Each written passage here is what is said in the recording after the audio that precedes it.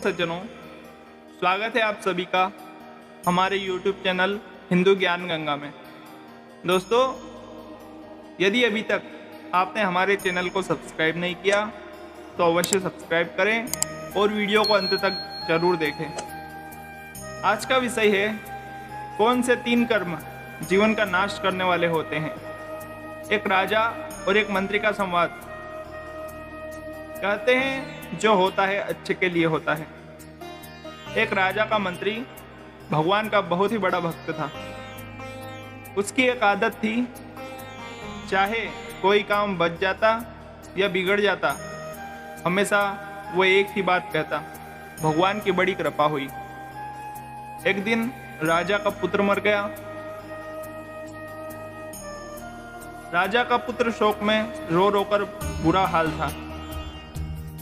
जब यह खबर मंत्री को मिली कि राजा का पुत्र की मृत्यु हो चुकी है, तो मंत्री दौड़े दौड़े राजा के पास आया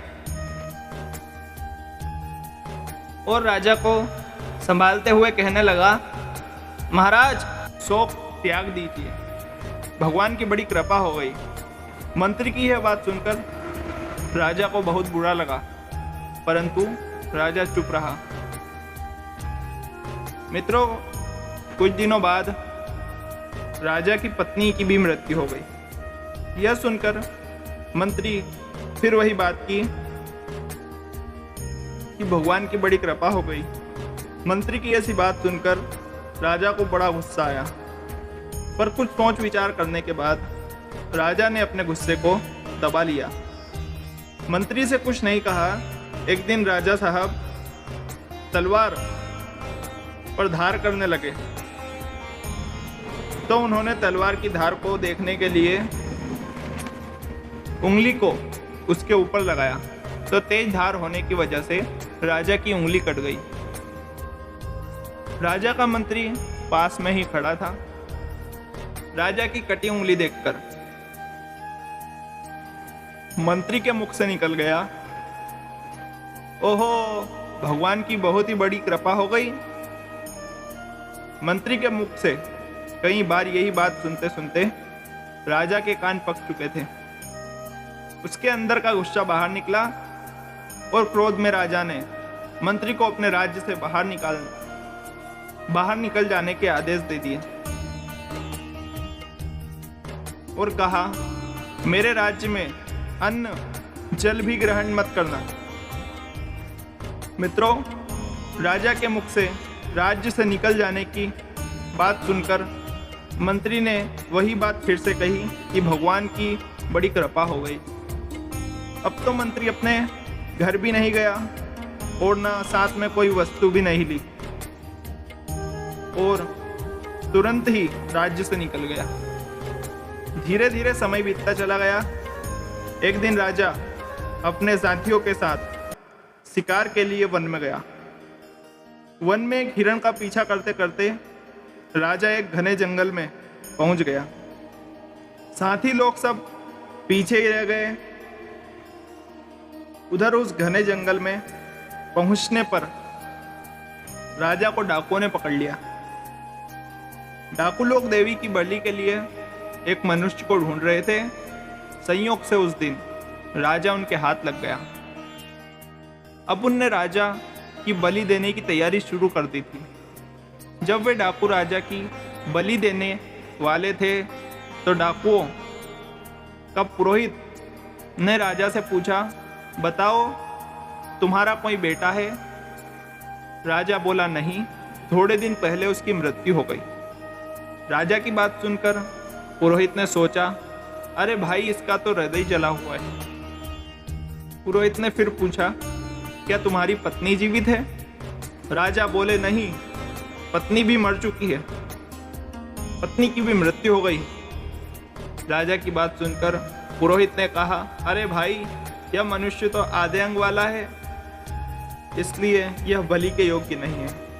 परंतु डाकुओं ने सोचा, हो सकता है ये झूठ बोल रहा हो, चलो इसकी ही बलि देते हैं।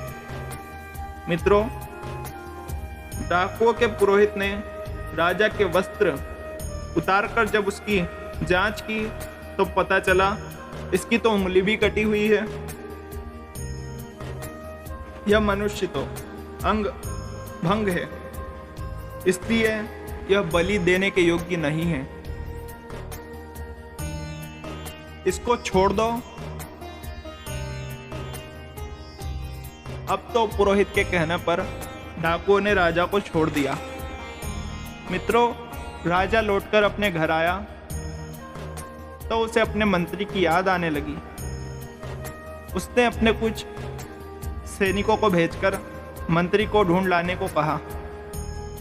कहने लगे कि जब तक मेरा मंत्री लौटकर नहीं आएगा तब तक मैं भोजन ग्रहण नहीं करूंगा। अब तो राजा के सैनिक चारों दिशाओं में फैल गए और मंत्री को ढूंढकर शीघ्र ही ले आए। राजा के पास लौटकर आए मंत्री ने फिर वही बात करी कि भगवान की बड़ी कृपा हो गई प्रभु। राजा ने बड़े आश्चर्यपूर्वक मंत्री से पूछा और अपने पास बुलाया। राजा ने अपने बर्ताव के लिए क्षमा मांगी। फिर राजा ने जब जंगल वाली घटना मंत्री को सुनाई और कहा, मित्र, पहले मैंने तुम्हारी बात नहीं समझी, लेकिन अब भली भांति समझ में आ चुकी है कि भगवान की मेरे ऊपर कितनी बड़ी कृपा हो गई। अगर उस दिन मेरी उंगली ना कटी होती तो आज मेरा गला कट जाता।